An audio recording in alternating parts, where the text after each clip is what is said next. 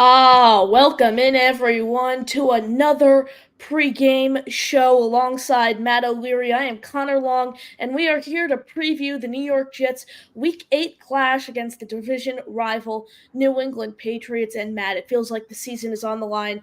2-5 Jets travel to Foxborough, take on the Patriots. We all know what happened in Week 3 home opener. Jets go out, win 24-3. Matt, what's going on?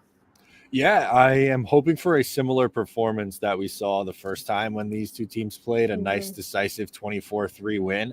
I'm live from the beach gallery again. I'm set up Here we outside go. the where I was the last time. They are also, so we got a dual event here. Downstairs, they're doing a drag brunch, and upstairs where I am, they got the watch party going on. So I'm out on the deck right now. It's a beautiful day. Got the sweatshirt, but had to toss the sunglasses on because it's a little sunny out here. But yeah, excited to get this going and hopefully see a Jets win today. Love it. And Matt, from what we're seeing out here on Twitter, it looks like it is going to be a bit of a chilly day over in Foxborough. The Jets do have a really lengthy injury report. I'm going to start with Alan Lazard. He is doubtful for today's game with a chest injury. And Malachi Corley, he's been inactive for the Jets' last 3 games. He's played 3 snaps this season. Do we see him active? What do you think happens with him today? Yeah, I think it's going to be really contingent on if Alan Lazard ends up playing or not. With how you were just talking there on the injury report, it doesn't seem like it's very likely that he's going to play in this game. So maybe we do see some Malachi Corley. I don't know how much he's going to be involved because we've seen even the few games when he was active, they didn't really play him all that much. Um, they like Xavier Gipson a lot more clearly, which is surprising to me because they talked very highly of Malachi Corley. They even tried trading up into the second round to get him, and now are seemingly refusing to play him here. But for me, my expectation is if he is active, maybe a handful of snaps, but I don't think he's going to come in here and replicate the kind of production we've seen from Alan Lazard.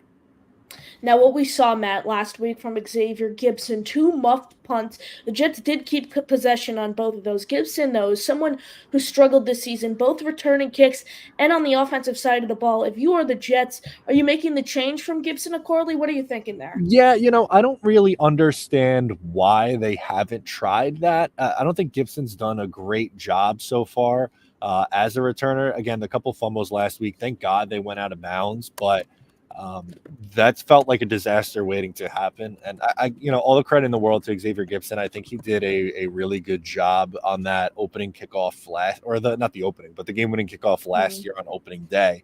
But since then, hasn't really been all that great, unfortunately. So I would be willing to make a change on the special teams. I also don't get why Isaiah Davis is being used as a returner. That doesn't really seem like his strength. Um, but yeah, for whatever reason, the Jets seem a little apprehensive to make a change there. Speaking of making a change, veteran Tyron Smith, 8-time Pro Bowl left tackle, he's struggled mightily this season. He leads the team, in penalties, sacks allowed, hurries allowed. He's really struggled. He came in, Matt, to be the anchor of this revamped offensive line. Now he's arguably the weakest link. Fans are calling for the benching of Smith and, in favor of rookie tackle Olu Fashion, who he started 2 games at right tackle this season. Didn't play too great. He led 9 pressures, but you have to keep in mind that was out of position for him. You think a poor performance from Smith today could warrant a benching? Yeah, I mean, I wonder how long the leash is for Tyron Smith. Has really struggled a lot this year with both sacks and penalties. His penalty Mhm. numbers are a lot higher than where they usually are. For a guy who, like, we know how talented he is. He's going to be a first ballot Hall of Famer someday, but hasn't played like it since joining the Jets. And when you have someone who you take 11th overall, it feels like you'd be more willing to make that switch. It's a bold move, but something the Jets might have to do because, again, I just don't think he's been very competitive out there the last few weeks. He's getting beat with speed pretty consistently.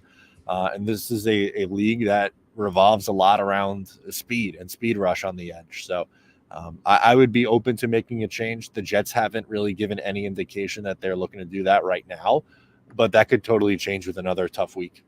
I put out a column, Matt, for Jets X Factor yesterday about the situation, and I said right now I think Smith still deserves the starting role because of his proven track record. And keep in mind, Olu Fashion has yet to log a snap at left tackle in the NFL, and I think the biggest thing is Smith has stayed healthy, and that's what's killed him throughout his career.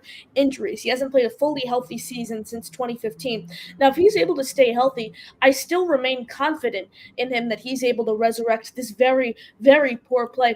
However, let's say these struggles continue today against a very weak New England Patriots pass rush, and then the Jets, they lose this game or the Halloween game, and then their playoff odds are just dwindling.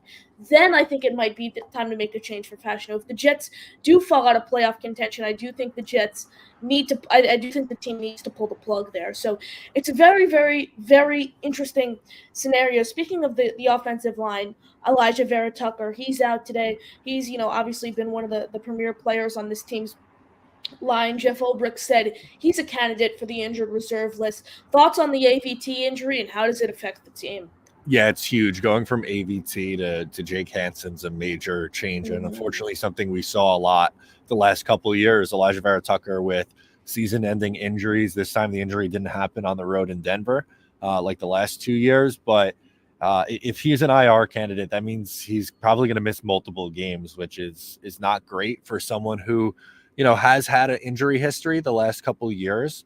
I know all the injuries are unrelated. Like, it's not like he hurt the knee or, the same thing over and over again. And one was an Achilles and the other was, I believe, a tricep. But still, at the end of the day, the Jets, they need him out there to succeed on this offensive line. There's just a big talent discrepancy when you go from someone like Elijah Vera-Tucker down to Jake Hansen. I'm hoping that he could hold down the fort, but they're going to need both, I think, Morgan Moses and Joe Tippmann to pick up the slack.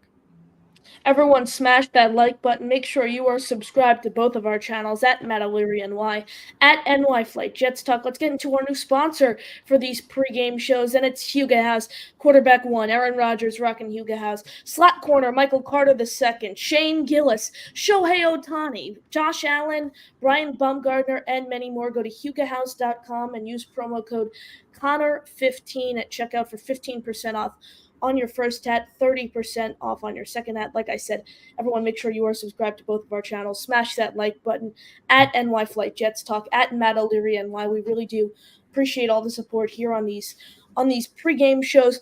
Really lengthy injury report, Matt, for the team this week. Lucky Fotu, he's out again. Kenny Yeboah, he's questionable. He might make his season debut. Morgan Moses, he's even questionable. Thoughts on the just the overall injury report and how these injuries are going to affect the team today? Yeah, it is going to have an impact. And, unfortunately, that's the NFL, right? Like, every team deals with injury, so you can't necessarily just put it on a blame on only the Jets or, give them an excuse in this one. They have to find a way to beat a team that, frankly, has really struggled a lot this year. I mean, they won their first game, but have lost every game since. Their head coach just called them soft after a loss to the Jacksonville Jaguars in London this past week. So it is going to play a big factor. We mentioned, AVT being out, and there's some other ones. Thankfully, DJ Reed and Michael Carter are expected to make a return, but this team's beat up, but it's hard to find a team that isn't, 7-8 weeks into a season. Speaking of soft, Matt, many Jets fans have categorized wide receiver Garrett Wilson as soft. Ball pops right off his hands. Aaron Rodgers, interception, almost gets taken to the house. Beanie Bishop, and that was really the tipping point of the Jets' Week 7 game against the Steelers. That's kind of what killed the momentum. What are your thoughts on Garrett Wilson? What do you expect out of him today as he faces off against Christian Gonzalez, who's held him to only 4 catches for 25 yards? Yeah, I wouldn't go as far to call him a soft player. He hasn't been up to the standard I think we've grown to expect for Garrett Wilson. It's unfortunate that, against the Steelers, there was a clear play in that game that really changed things, and the ball goes off of his chest and becomes an interception. That's not, acceptable, and I'm not making an excuse for him, but he's someone who I think, year over year, this is his 3rd year with the Jets, he cares. You can tell by how frustrated, he gets when they're losing. And I think he just genuinely wants to win. And for me, I look at it as a player who's pressing and trying to do too much. and has just got to reel it in a little bit and play his game. Absolutely. Matt, you ready to go to the phone lines? Yeah, let's get it ripping. Let's go to Ted first up on the line. Ted, what's going on? Gentlemen, good morning. Matt, are you on the North Shore? Where are you at? I'm in Keensburg, New Jersey at the Beach Gallery. Okay, gotcha. Cool. We should come out. Let's just say this. I don't want to give Drake May any hope of having any success today. So I would put Sauce Gardner or DJ Reed on the tight end and blitz the hell out of Drake May. When we can. That's the way I would approach the game, but I don't know if Ulbrich is, going to do that. But why give him the hope? We're the better team. We probably have the better coach. Maybe that could be questionable. But we have the better we have the better talent on paper. It hasn't been proven yet. I would start with that. Also, I'm looking at the Texans have to play a divisional game, against the Colts. So Yes. they're not going to be thinking about the Jets. If we can somehow, have one complete game and we look, I won't say impressive. I think we can roll back. The Texans coming in a short week. If they lose to the Colts, I'm playing scenarios here, obviously, but that's the only way I can think about the season right now. Let's come in there. Let's be impressive against a weak team, and then we see how the Texans look against a divisional opponent. That's the way I look at this. Matt, I'll jump in first here. You mentioned Drake May there, Ted. Okay, Drake May. I think this is what fans need to nail into their brains. I understand he's looked good the 2 games he's played thus far, but people are already drawing the conclusion that he's a franchise quarterback. He's among the best quarterbacks in the league, I have heard. That is not the case. I mean, the kid has played 2 games in the NFL. I'm tired of hearing it. Who knows? I think the Jets defense has the potential to cause a lot of havoc today. And you mentioned blitzing there. The Jets have blitzed at an all-time high under Jeff Ulbrich as of late, because what the Jets have liked to do, they like to sit in that, 15 to 19%, blitz rate, and then they rush forward and drop back in the secondary, and that's how they cause their havoc. However, the problem is the Jets haven't been able to get home from the defensive line, with the exception of Will McDonald. No one else has really been able to, create havoc on the line. So I think that's one of the biggest things why the Jets are blitzing at such a high rate. But then, you neglect the secondary, then that opens up the door for big plays. That's why I think this Reddick addition is huge. He's not going to have a snap count today, which I think is great. I expect big things out of him. Matt, what are you feeling? Yeah, I'm excited to see Haason Reddick play in this one also. I know that Ulbrich said that he doesn't have a snap count, but I would really find it hard to believe that he's going to come in his first game and play like regular starter reps. I just don't think like that's a realistic of the snaps. Yeah, I don't think that's a realistic ask, but I do think in some sort of pass rush specialist role, he could come in, and no reason that he can't get a couple pressures or maybe even a sack today. Patriots offensive line isn't exactly one of their strengths, and a lot of times these young quarterbacks tend to hold on to the ball a little bit more. So I think the Jets are going to really try to get as much pressure on the young quarterback as possible here and try to bait him into a turnover. I know he didn't have one in the last game against Jacksonville, but there are a couple turnover-worthy throws in that game. And I believe it was 2 interceptions and a fumble in his first game. So he's going to throw for a bunch of yards, and he's probably going to put up a touchdown or 2, but it's going to really come down to if they can turn him over and steal a possession. Hey, Matt, I've been watching. Sorry, Connor. Matt, I've been watching football. I've been watching football for like 50 years. Can you tell me what a turnover is? Because I haven't seen one of those in a while. What's the definition of turnover at this point? I know other teams are allowed to intercept the football. I know that seems like a farce here as Jeff fans, but yeah, it happens. Oh my God! Yeah, or recover a fumble. Maybe I think in my whole life of watching New York Jets football, they've probably forced 30 fumbles and maybe recovered 1 or 2 of them. I mean, literally every time. I saw, Quincy Williams. I mean, I freaking love the guy. Great guy. I'm wearing his jersey and an incredible player. But there was a play, I think it was against the Steelers, one of the first drives of the game. I mean, Quincy Williams forces I don't know if he forced the fumble. I forgot who forced the fumble, but the ball was literally right in front of him, and he tried to pounce on it, and he just couldn't maintain possession, and the Steelers recovered. So it's just little things like that I think have been killing the Jets' play as of late. Let me say one more thing real quick. I know you got other callers probably. Jacksonville pounded the Patriots. Jacksonville was horrendous the weeks before that. We have no excuses. And I hate to talk about selling off pieces, but this is our last hope. A lot of these guys got to look in the mirror, like Quinnen. Quinnen, this is your opportunity to shine, bro. You got 2 edge rushers coming off the edge, with speed. You got to start feasting, man. I don't care if you're not a leader, you're not a vocal guy, but you're going to have to start it or our season's gone. Thanks, fellas. Thank you, Ted. Ted, appreciate the call. And I think Ted made some great points there. Matt, what is something you're honing in on that you view as a key to success for the Jets today?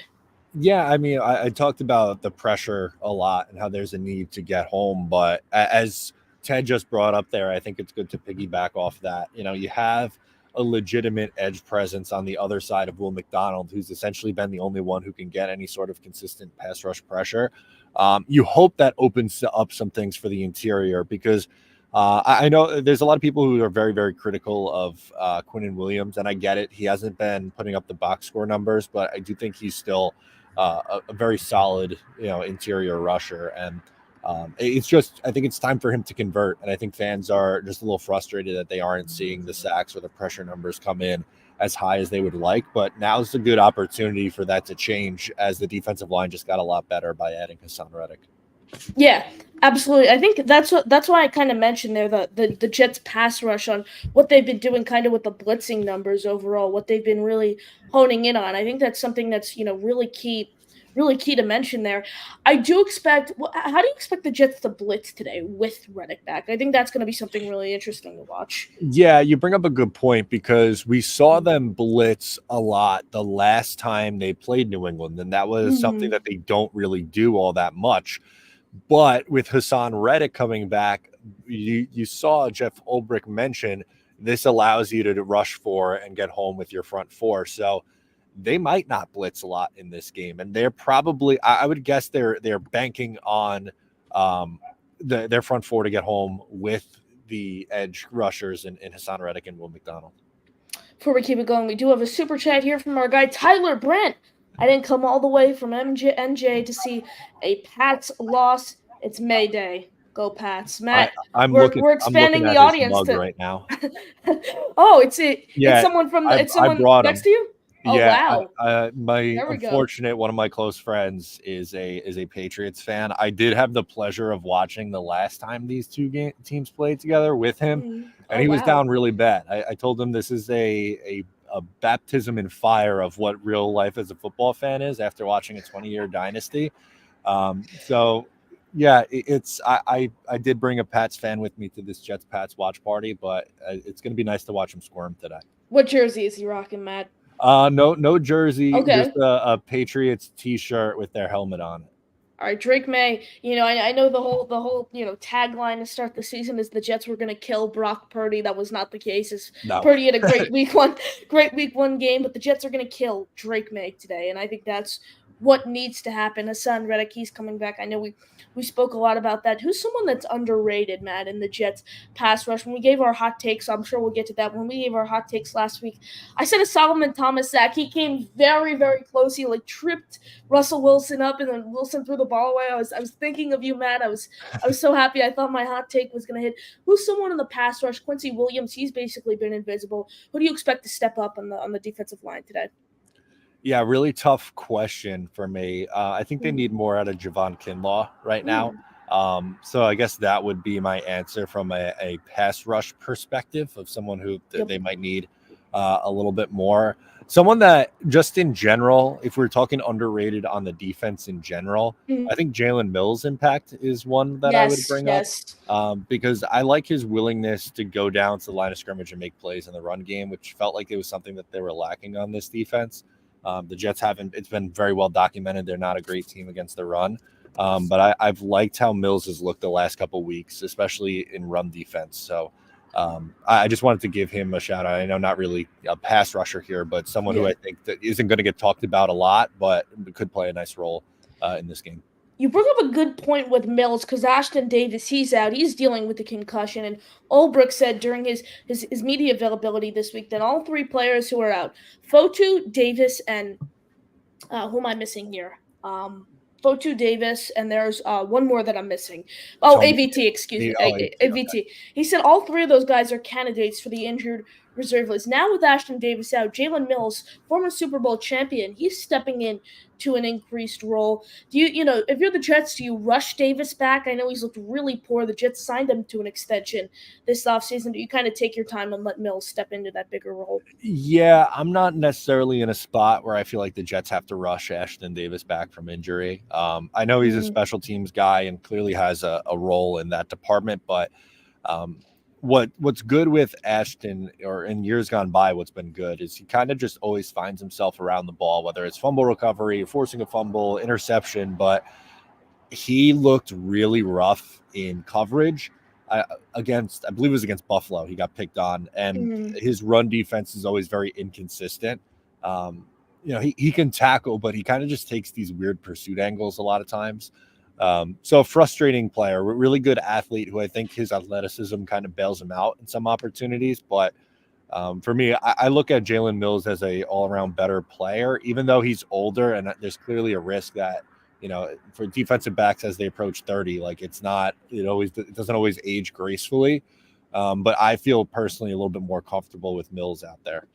Speaking of roster transactions, Matt, the Jets did elevate safety Jarius Monroe ahead of today's game with the Ashton Davis injury, obviously. I'd expect him to maybe play the role that Mills did, during week 6 against the Bills, a few snaps, but not too much. And they did release edge rusher Takk McKinley in a corresponding move for them elevating Haason Reddick to the active roster. That move basically tells me that they didn't want to expose someone like Braden McGregor to the waiver wire. What are your thoughts on that move? The McKinley, it's interesting that they went with McKinley. He had a great preseason. I mean, I love his story. Former first-round pick, steps in, great preseason. But given the opportunity with this Jermaine Johnson injury, he really hasn't, stepped up to bat and lived up to the challenge. No, yeah, he was a really good training camp story, and in the preseason made a lot of plays. But as you rightfully pointed out, had a huge opportunity. Jermaine Johnson goes down in week 2. And there's pretty much a gaping hole at the other edge rushing spot, and didn't really do much to get Michael Clemens out of that role. So was slightly surprised by it because of the offseason and training camp that he had, that they decided to pull the plug on it. But when you look at it, they clearly like the UDFAs and Eric Watts or Braden McGregor, and see more potential there than, a veteran who at 27, 28 years old, he kind of already is what he is. So I get it. It's, unfortunate, but he wasn't really playing up to par. Now we're going to move over to the offensive side of the ball. Matt, there was a lot of talk about Aaron Rodgers this week, and, a lot of people wanted them to sit down for a week, heal up and put Tyrod in. I was one of those people, Matt. Where'd you stand right now? And where do you sit, in terms of what do you expect of Aaron Rodgers today? Yeah, I think for me, I want to see a game closer to what he had the first time against New England. I don't want to see the turnovers, and I get it. Like the second interception, I don't think anyone could, even the biggest Aaron Rodgers hater, I don't think could put that on him. It goes off. It's a perfectly thrown ball that goes off, his wide receiver's chest. But the first one I thought was a little hesitant to go over the middle of the field. So I just want to see him be a little bit more decisive. They clearly have, the weaponry now with adding Devontae Adams. You have Garrett Wilson. Breece Hall is such a good factor in the passing attack as well. There's really no excuses, and they're going up against a defense that looked like they quit last week. And again, I mentioned it already on the broadcast, but their head coach called them soft. So they're reeling a little bit. But for me, I just don't want to see Rodgers try to force it and do too much. Take what's in front of you. If it's the check down, that's fine. But don't turn the ball over. Now, where'd you stand just in the middle of this week? Starting Rodgers or starting Tyrod? I wanted to see Tyrod out there just because it's the Patriots. Give Rodgers an extra week, heal up for Thursday night. And I think Tyrod gets a lot of slander. I mean, I think he has the potential to be, I view him as maybe, the 28th to 31st best quarterback in this league. I think he's talented, and here's the thing though, Matt. If Tyrod goes out and throws for 450 yards, which was very unlikely, and 4 touchdowns, and the Jets win 40-3, then the talk becomes, well, do the Jets bench Rodgers and and put Tyrod in for good? And it's a lot of controversy there, and I don't think Rodgers would want to sit down for a game.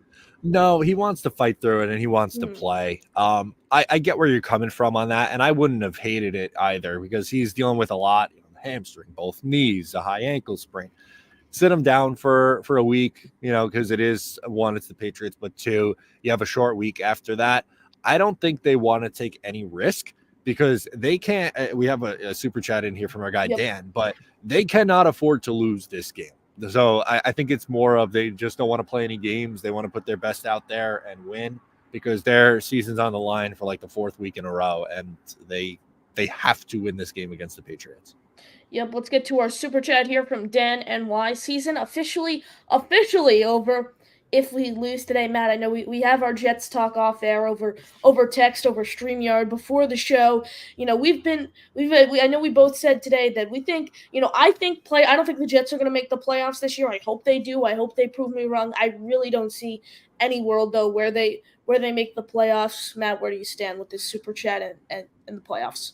I think they got to rattle off 4 straight wins to get to 6-5 for me to start believing again, which is easier said than done because this week against the Patriots is one where you should take care of business. But then you have a short week against the Texans, who are just flat out significantly better. I don't think there's any debate, even coming off the loss this past week. The Texans are just a better football team.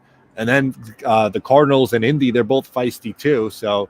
And that's a Sunday night game against the Indianapolis Colts before you go into the bye.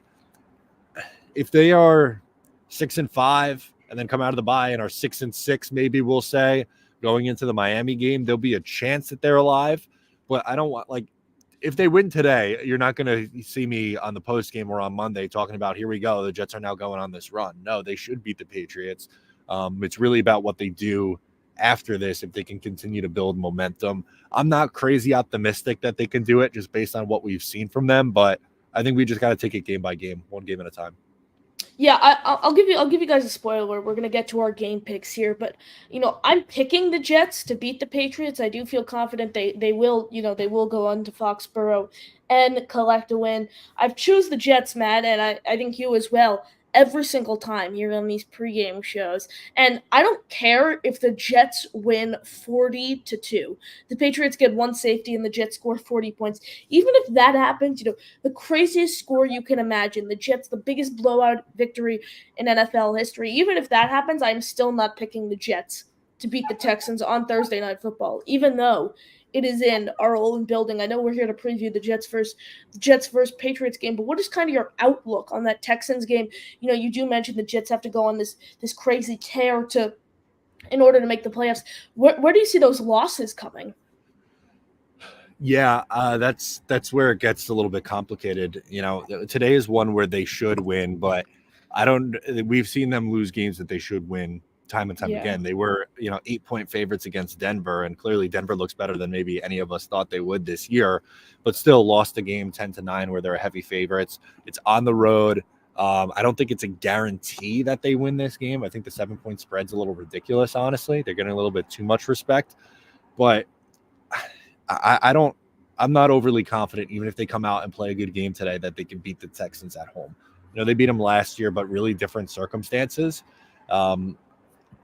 They can't afford to win or lose games rather in conference anymore because they put themselves in such a bad spot with this slow start at 2-5. How do they beat them? I don't know. I'm like you. I'm not going to predict them to beat the Texans next week, but all starts today. Yeah, I can't find it right now, so I'm not going to pull it up on the screen, but I don't know if you saw it, Matt. It got about 100,000 views. It was a tweet that Jets X Factor's very own Michael Nania put out, and he made a very good point. The Broncos game, and I'm with you, Matt. That's always a game I'm going to look back on, and I'm going to be like, if they only just snuck past the Broncos, they won 11-9 in ugly fashion, just come out with a win. But he said, even if the Jets beat the Broncos and they go into the playoffs with this very, very poor record, they're not really a real threat if they can't go out and beat an elite team like the Texans. It's one thing, to get to the playoffs, and then it's one thing to be, an elite team in the playoffs. Matt, what are your thoughts there?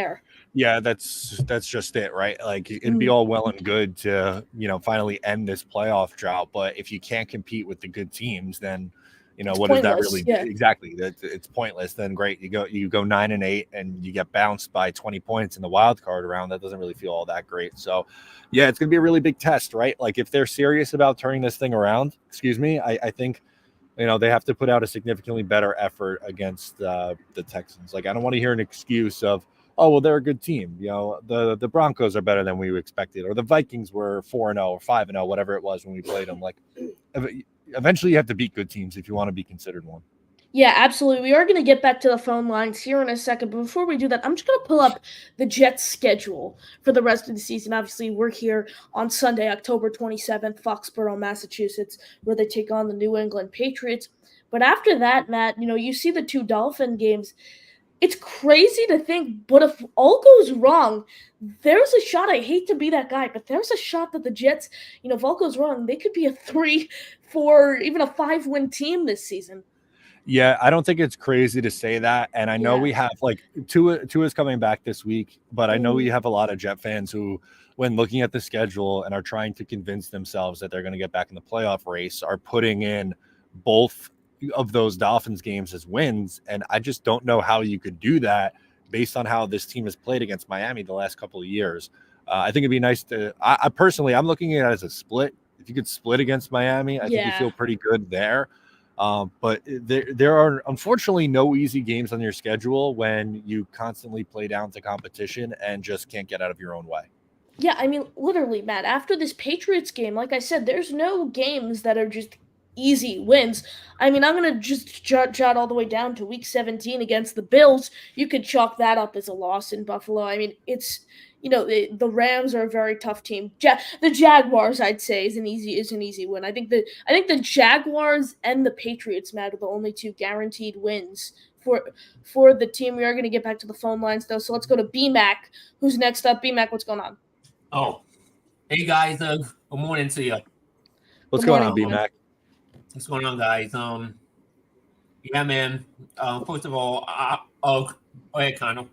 Yeah, I just wanted to let everyone know Malachi Corley is active for today's game, Matt. I know we were speaking about that. I'm just going to pull up. Sorry to cut you off there, B-Mac, but I'm just going to pull it up. Our inactives for today's game: Allen Lazard, Carter Warren, Izzy Abanikanda, Lucky Fotu, Elijah Vera-Tucker, Ashton Davis, Tony Adams. Those are the inactives, and Corley is active. So that's, I don't think there are many surprises there. It is good to see, though, that Corley is active. Yeah. Oh, well, I just looked and I just saw Lazard is not going to play today. So, So we'll see what Malachi Corley can do. Hopefully, they can use him more in this game. But yeah, I'm just going a little rant. Before people need to stop it with the Tyrod stuff. You know what I mean? Rodgers is going to play as long as he can't play no more. All right. If the man has one pinky, he's going to still try out there. Like, I'm not defending Rodgers, for his play. You know what I mean? I think his play has been terrible and he needs to play better. But you got to remember who this guy sat behind for 3 years. The guy who's, who's always going to be compared to the guy who was deemed a Iron Man. You know what I mean? And like he's going to do the Brett Favre. I'm going to play hurt. I'm going to play banged up. I'm going to keep my. I'm trying to start my new streak of starting games. And until and unless I pop another Achilles, I'm gonna go out there and play. So I just wish people to stop with Tyrod stuff. Number one, and then number two, there's no excuses for this team. The Jets got to go out here and they got to lay the smackdown on the Patriots. And like you said, even if they go out there and blow them out, nobody's not going to feel like, Yep. Nobody's not going to be pumping their chests and saying, oh, the Jets are back. No, do it against Houston. You know what I mean? Do what the Rams did last week. Wide off 2 straight wins in a row heading to the mini bye. Go to 4-5, and then we can talk. But until then, this team gotta make me believe that they can go on a run. And talk is cheap. I'm tired of all the talks. I'm tired of all the speeches. Now it's time to go out there and put it together and turn this thing around. Absolutely, Matt. We're going to go to you first here, but before we do that, we do have a new member on NY Flight, Jets Talk #1 Austrian Jets fan. We really do appreciate all the support. Everyone smash that like button. Like we said, make sure you are subscribed. Both of our channels at Matt O'Leary NY, at NY Flight Jets Talk. Matt, I'm going to go to you first here. Aaron Rodgers, he's just been getting, annihilated the past few weeks. The protection up front has been terrible, which we did touch on at the beginning of the show. I want to get your thoughts here. So Jets beat reporter for ESPN, Rich Samini, doesn't think Aaron Rodgers is going to play next year. I don't think he is, and nor should he. I think if I was Aaron Rodgers, I'd hang up the cleats after the season. Matt, what are your thoughts on that situation? Yeah, I think it's gonna be really dependent on how they close out this year. I don't think he would want to go out sad, unfortunately. Like, I just don't see him, if things go wrong, be like, yeah, I'm just going to fold up shop. So I am saying it's like 60-40 he's back. So I'm leaning towards he's coming back next year. But I think it's far from a guarantee one way or the other. It's certainly possible. But again, at the end of the day, like, I don't think he's just going to go completely out here. Oh, look at this. Give me 1 second on here. Look at this lovely. Wow. In area. Wow. Yeah, this is There we perfect. go. Look at this. Live from the Wow. beach gallery today. That's This is nice. the kind of treatment you get when you come out to Keene. Wow. Matt, I think I might have to make it out to the beach gallery for the next watch party. Yeah. So very, very excited here. It should be a fun one. But yeah, sorry. On Rodgers. I think there's a good chance that he would want to come back. Again, it's contingent on what happens the rest of the way, but I don't think he'd want to go out like this. BMAC, before we get to you, we do have a membership here on Matt's channel. Mother effing Chew is a member now over on the Matt O'Leary at Matt O'Leary NY YouTube channel. Mother effing Chew. Appreciate all the support. BMAC, what are your thoughts there? I know you're a big Rodgers guy. Yeah, I mean, I don't know. I mean, I'm a little torn on this because it would have shocked me if he would call quits. You know what I mean? Like I said, if you look at him, he has been taking a lot of hits. He has been banged up. His demeanor and body language on the sideline is like, what the hell am I doing here? You know what I mean? I could have went out like this in Green Bay. But I mean, at the same time, here's a prideful guy. You know what I mean? Like, he did say a million times that he doesn't want to go out looking like a bum. And he said that he wants to play well into his 40s. So I think I'm with Matt. It depends on how the Jets, close it out here. If the Jets go on a winning streak and they somehow, let's say they magically get into the playoffs and they lose in the wild card round, I think you want to give it another shot. But if this goes south and this turns into disaster, then he may want to call it quits. But I think he doesn't want to go out. I think he wants to go out. He wants to go out on a positive note, not on a negative note. But I'm gonna go with Matt though. I'm gonna wait and see what happens here. BMAC, appreciate the call. Final score prediction for today's game. Oh, my score prediction. 35-6. Nice. Wow. I'll take that. Please. Love I hope you're BMAC. right. There we go. Appreciate the All right. call, BMAC, and all the support. Matt, just a couple things to touch on before we go back to the lines. Ricky, we do see you there. You are next up on the line. I'm going to start with a report now coming from Jordan Schultz, in replying to the Patriots inactive list. Linebacker Josh Uche is out today against the Jets, despite not having an injury. He's been a focal point in trade talks around the NFL, and his contract is very appealing to contending teams. I think this is huge for the Jets' offensive line, and it's going to open up a lot of opportunities for Aaron Rodgers to find receivers. Yeah, I mean, he's one of their best defensive players and a damn good pass rusher, so that's going to make a difference against again, an offensive line that hasn't really been great in pass protection, or at least the left side of the line. I think I thought against the Steelers, I was pleasantly surprised with how Morgan Moses played. I thought he did a good job against TJ Watt and Joe Tippmann as well, but Tyron Smith has been an unfortunate struggle, but the job got a little bit easier with Josh Uche out. Now I'm gonna, go back to the Jets list. I wanted to, I know originally we said no surprises, but now it looks that the Jets are gonna run with a 9-man pass rush today, and both Braden McGregor and Eric Watts are active for today's game. Despite Haason Reddick coming back, is that a bit surprising to you? A little bit. It is a little bit, but I like I mentioned earlier, I'm not expecting to see like 60+% of snaps for Haason Reddick. I think they ease him in. I think that number is going to be closer to around 30 or 35%. So they're going to need a heavy rotation against this Patriots offensive line. So not crazy surprised, but they're going to go with, I think they'll go more heavy fronts also. Like, I don't think they're going to play as much nickel with some of the injuries they have in the defensive backfield. Absolutely. Now the offensive side of the ball before we get back to the lines. This is the reason, everyone, why I have been preaching, do not trade Mike Williams. Do not trade Mike Williams. Do not trade Mike Williams. Now, when Allen Lazard injury comes, Mike Williams is the next man in line. Seems as though, Rodgers doesn't trust him as much. What do you expect out of Williams today, Matt? Yeah, he's clearly going to be the number 3 receiver. He did have a big catch. We got to give him credit. He had a nice play in the Steelers game. It's too little too late, unfortunately. But yeah, Lazard has been one of the safety blankets for Aaron Rodgers this year, and he's not going to have that today. So a little bit concerning, but honestly, I think while Mike Williams is obviously next man up, I think we'll see even more Breece Hall in the passing attack, and I wouldn't be surprised if he's first or second in targets in the passing game today.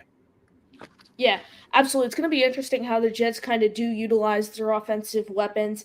I do expect a big game, especially without Uche, not only the pass rush, but the way he's able to drop back into coverage. I think that's going to open up a lot of opportunities. Let's go back to the lines. We have our guy, Ricky, New York, up here on the show. Ricky, what's popping? Hey, what's happening, Connor? You know what?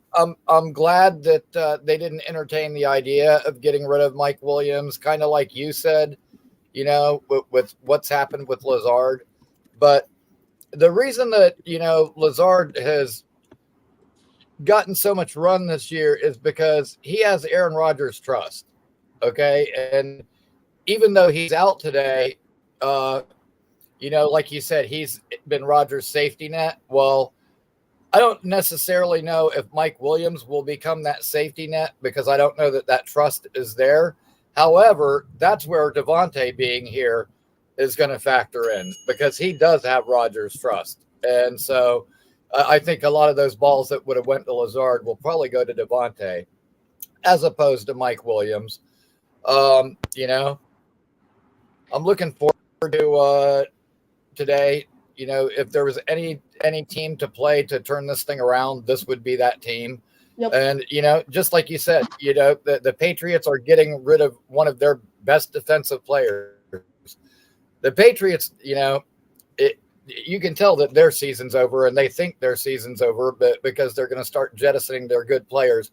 We're not doing that. So, it's not over till it's over. Reddick is there now. We'll see if he can make a difference. Maybe I can go out wearing this Reddick t-shirt without feeling like a complete jackass because he's actually with the team now. But yeah, I'm just looking forward to this game. I hate this team, and if there was a game that I was confident that we would win left on the schedule, this would definitely be it. Matt, what are your thoughts? Yeah, I mean, just everything that Ricky just ran through there, it's hard to disagree with, right? Like, you look at the schedule, there's no guarantees, but you bring up a really good point with the Patriots looking like they're quitting a little bit and their coach, calling them out for it. I wonder if that's the wake-up call and they come out flying today. But again, with Uche out, it feels like they're just like, all right, we're going to pack this thing in. And it wouldn't surprise me if they just ended up being like a 3-win team after it's all said and done. So, you gotta win these games. There's no excuses. New England has not looked good since week 1. The Jets need a bounce back game badly. So I hope everything you just said comes to fruition. Absolutely. Before we do keep it going, another, now Mother Effing Chew Matt is a member on both of our channels, both at Matt O'Leary and Lion and NY Flight Jets Talk. Mother Effing Chew, really do appreciate all the support. And not only Josh Uche's out for the Patriots, who's among the notable names, several notable inactives here for the Patriots. Wide receiver Jalen Polk, safety Kyle Duggar, right guard Layden Robinson, obviously Uche, and defensive tackle Daniel Akwale with an abdominal injury. So Patriots are, without a lot of players today. Ricky, what's your key to success here for the Jets? Don't turn the ball over. Stop the run. I mean, it basically the same shit that I say every week. Recover a fumble, maybe. Intercept a pass. Yeah. Win the turnover battle. Stop the run. O-line has to play better. Like I said, pretty much the same thing I say every week. Yep. Exactly. Thank you, Ricky. Ricky, really appreciate the call. So, Matt, we're gonna start to wrap things up here shortly, but let's get into our hot take segment now. This is the 3rd week in a row we're doing it. We're both 0 for 2. Did you? What was yours last week? Oh no, you said a Tyler Conklin touchdown in week 6. Yeah, so I should have stuck with that because he had one. Yeah, exactly. You should have stuck with that. He got in the end zone last week for the first time since 2022. I know I'm 0 for 2. I'm gonna have to go back and rewatch the clip from last show. I believe you're 0 for 2 as well. I'm not completely sure. I don't remember what mine was last week. Yeah, neither do I. I remember week 6, I know you had the Conklin touchdown. Week 6, I had Irv Charles forcing a fumble and punt coverage. And last week, I had Solomon Thomas coming away with your sack. What's your hot take for this week? Oh, you know what? I think it was a defensive score was my prediction. That's what it was. It was. Okay, so that was wrong, clearly. This week, I kind of mentioned it earlier, but I'll go with the hotter take that Breece Hall leads the team in receptions and receiving yards today. Like it. What am I gonna? Which maybe that's a cop out because he did that last week, but just with Devontae Adams and Garrett Wilson, I feel like everyone's going to give them the attention, be like, oh, this is the breakout game. But I don't think Breece Hall has a big rushing day, but it wouldn't shock me if he had 9 or 10 catches and over 100 yards again. Yeah. One that would have been a great before we get to mine, one that would have been a great hot take, Matt. It came close. It didn't happen. Irv Charles touchdown. I mean, that was close. I don't know if did you see that replay? It looked like he got both feet in. It was very close. Yeah. I looked at the odds. I think it was plus 3,500 for Irv Charles anytime touchdown. It didn't even show first touchdown. That was probably, through the roofs. But my hot take for this week, this is gonna be a tough one. I'm gonna, I can go in a bunch of different directions here. Sauce Gardner's an interesting one. You could say maybe he'll come up with an interception. Would it be a hot take? Would you consider maybe a Haason Reddick 2-sack game a hot take? No, I think that counts. I absolutely think that counts. I'm gonna throw that in there. My hot take for this week: Haason Reddick. He comes away with 2 sacks. I was kind of borderline a Mike Williams touchdown, but I'm like, that's not too hot. Maybe Haason Reddick. I mean, that would be great. 2 sacks coming off of a prolonged holdout. So that would be a great sight to see over at MetLife Stadium. Matt, final score prediction for today. I said on my YouTube channel in my preview earlier this week, and I'm going to stick with that same score. And this is more of I need to change the vibes prediction. All right. Because I've picked the Jets to win every week the last 4 weeks and they lost. So I am picking the Pats to win this game 17-16. And I am hoping for the reverse psychology here of them trying to prove me wrong, because they've done it when I picked them the last 4 weeks to win. They've lost. So now I want to pick them to lose and hope they prove me wrong to win. I don't know if that makes sense, but that's why I'm doing Yeah, it. no, I understand that, Matt. So I'm superstitious too, but like I said, I'm not picking the Jets no matter what next week. This is gonna be here's the thing. If they win today, I'm still not picking them next week. But if they lose today, I'm not picking them in any game for the rest of the season. That's it. Yeah, I'm never picking them again if they lose today. I'm gonna go ahead. Jets victory, 30-24. I think that's the final score. I was close last week. I was close during week 3. I said the Jets were going to win 30-10, which would have just required the Jets scoring one more touchdown and then the Patriots actually scoring a touchdown. So I was one score off on both sides. I'm going to say 30-24. I think Drake May, he throws for 2 touchdowns. Rahamdre Stevenson gets in the end zone for 1. As for the Jets, I think it's Breece Hall gets in for 2. Garrett, I'll throw in there for 1. And then I'll get 3 Greg the Leg field goals. That's my prediction. Is he gonna hit him? Like, I don't know. Yeah. He's looked pretty rough. He'll go like 3 for 5 today. I don't know. It's just one more that brings up another topic here before we go. Greg Zuerlein, the Jets, we did speak last week on the pregame show, worked out 3 other kickers. He got, field goal blocked last week, and it looked like it should have been 2 blocks. The first one came back due to a penalty. I mean, when do you pull the plug with a guy like him? Another bad week. Like, I don't know how much. I think he might cost them a game again this year, which is really unfortunate. It felt like I'm not going to kill him for the 50-yarder in the rain against Denver, but that Buffalo game, there were 2 kicks under 45 yards that he missed. Yeah. And like that really cost him, and that changes your season if you beat Buffalo in that spot. But they worked out kickers. What was it, 2 weeks ago? Yeah. I think if he has another bad game, they're calling him back and saying, "All right, come work out again. We're ready to make something happen." Yeah, it's just I know I don't know if it was you who said it. I think it might have been you. It might have been on the Jets podcast, your weekly show every Wednesday. I'm not sure if it was you. It was one of the Jets content guys who I was listening to 2 weeks ago, and they made a great point. I think it was you. Correct me if I'm wrong here, but you said like we saw Zuerlein struggle in the preseason and Seibert look great. Was that you? Yeah, that I did. Yeah. I did mention that. Yeah, and that's something a GM needs to pick up on, I believe, is what you said there. When you see someone, even if you sign a guy like Zuerlein to, an extension in the offseason, Seibert now, he goes out, he's having a ton of success. Zuerlein, he still struggled in the preseason, and now, it becomes the scenario where once a kicker loses their confidence, they're cooked, so to speak. Yeah, it's really hard to get that back. And it would have been a tough decision for Joe Douglas to make at the time, right? Because of the year that he had last year, that Zuerlein was coming off of. But my point in that was, the good GMs, they always know when it's time to move on from a player and when it is time to make that decision. And there were signs there, and I was kind of just hoping that, rustiness, something that he'd figure out. But it wasn't an uncommon opinion to think that Seibert looked better in both training camp and the preseason. Like if you went to practice too, I thought the same thing. So it's unfortunate. I hope he just straightens it out, because that's the easiest solution here, is that he just finds it again and is fine. But the likelihood of that happening at 37, I don't know. Yeah, and that whole, the whole Joe Douglas topic is another thing we can, we can even talk about. How much power does he even have? I know when I went live for my breaking news stream of Haason Reddick signing an extension, when Alan called into the show, he described Joe Douglas as a, quote, glorified puppet. Now it becomes the point where Woody Johnson's making all these decisions. And we'll end on this note here. Is Joe Douglas back for the 2025 season? Because it really seems like he hasn't made any of these decisions. Woody Johnson's gone out and said this is the best roster they've had, in years. What happens there? Yeah, I'm leaning towards no at this point, because. But then who do you get?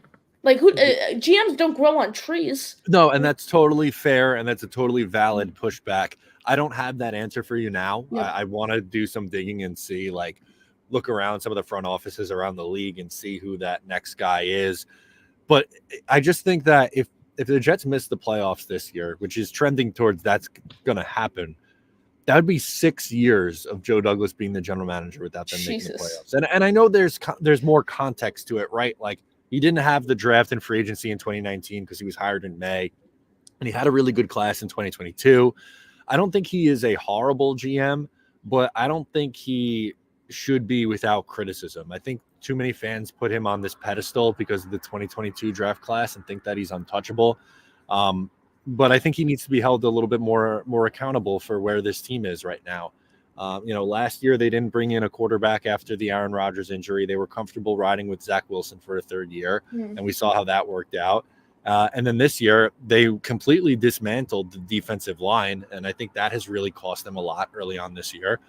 And a lot of misses at left tackle and wide receiver kind of forced their hand to go out and sign an aging Tyron Smith and to go out and acquire Devontae Adams and bring in Mike Williams. So, I think his past mistakes are coming up to bite him a little bit this year. So if they don't make the playoffs, like if they're 7-10 for a third year in a row, I don't know how you can justify bringing him back at this point. Yeah, it's just such an interesting topic because now it seems that Woody's making all the moves. So, I know our guy Ryan, Matt, has said on his show, like, who knows if Douglas even does want to come back next year. And then with the potential of a new head coach, I don't think Ulbrich earns the job for good. I think ideally I want someone like Vrabel. I know you guys were talking about this on at the end of the Talkin' Jets show on Tuesday, and I thought Greenby made a good point about bringing in someone like Ben Johnson. Like, I had to agree with him there because I want someone who has a track record of being a talented head coach in this league. I don't want to take a flyer on another coordinator like we have the past, 4 head coaches. Who do you lean your hand towards in this scenario? Yeah, for me, I think I would go towards the top of my list in whatever order. Yep. Kevin Stefanski and Mike Vrabel, two guys who have had proven success in this league before, have won playoff games. It's like we're going to see a lot of young coaches. Ben Johnson, Bobby Slowick from Houston. Oh yes. There's going to be the hot offensive coordinator, and I get it. Like to those who want to go that route, I understand why, because it's such an offensive-driven league. And we see Kevin O'Connell and Sean McVay come in and just have so much success because how good they are offensively. Todd Monken is another one. Yep. I love Todd Monken. I wanted the Jets to hire him in 2019. That was one of the guys that I really liked.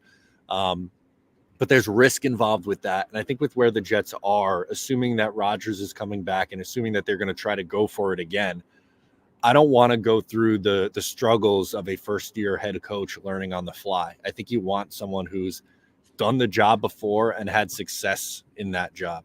With that being said, if the Cowboys fire Mike McCarthy, I want no part of Mike McCarthy. I'm not touching McCarthy. Stefanski's an interesting one.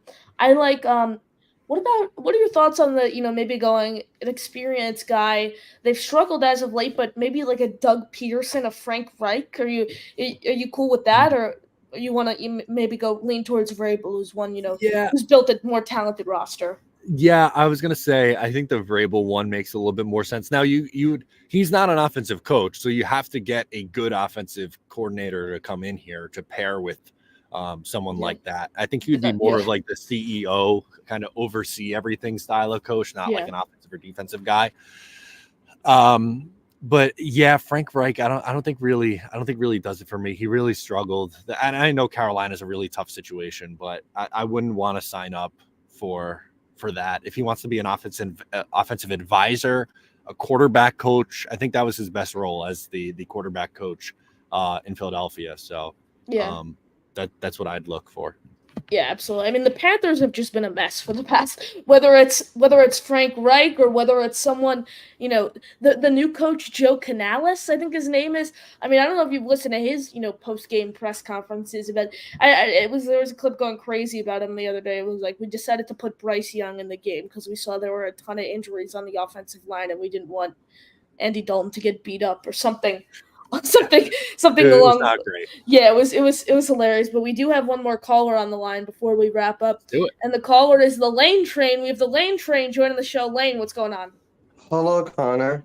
Hey, how Lane. do you feel about the hello, Metal Larry. How do you feel about the Jets? I mean, Aaron Rodgers has to do well in this game. Do you feel about anything about it? Yeah, Lane, he is very banged up entering today's game. Both knees, he was on the injury report, obviously, the past 3 or 4 weeks now. I believe it was. He played great against the Patriots in Week 3. I think he needs to, set the tone today with a solid performance. I want a few touchdowns for him. Yeah. I want that 300-yard game, a flash of vintage Aaron Rodgers today. Yeah, I'm with you. I think he yeah. does need to play better this week. It's it's a I'm confidence. having my breakfast. What are you having for breakfast? Yeah, Well, Lane, what's for breakfast? I had nice pancakes. And Pancakes? I'm Yeah. Nice. talking. Yeah, but anyway, yeah, I mean, honestly, this news about Aaron Rodgers getting injured. I mean, nervous, but I mean, you have to understand that he'll probably, I don't know. I mean, I think he has a ball to come out and do well today. Yeah, they need a bounce back performance on that offensive Yeah. line, especially with Tyron Smith. I think that's the name that sticks out the most to me at left tackle. Absolutely. Lane, what's your final score prediction for today? So I think the Jets start out big. I think they come out and they win 40, and they win, and the other team gets like 37 points. It'd be like a big, Wow. Wow. Yeah. Okay, Yeah, Wow. and then, that's epic. Yeah, Yeah. because you look at like every team going into week 8, and then like week 9, and then you have the Halloween game for the Jets with the black uniforms. Do you think they'll win with those or not? For the Texans game, are you talking about? Do you think they'll win that game? Yeah, for the Halloween game. I don't think I'm going to have it in me to predict them to win, unfortunately.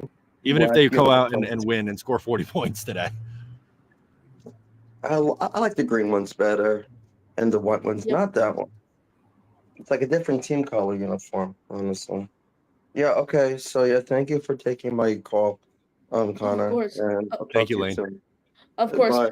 Lane, we really do appreciate the call, and I think Electric. Matt, exactly. Bring in the heat here at the end of the Week 8 post-game show. I think that'll have to do it for us, Matt. Week 8 post-game show in the books. Final thoughts?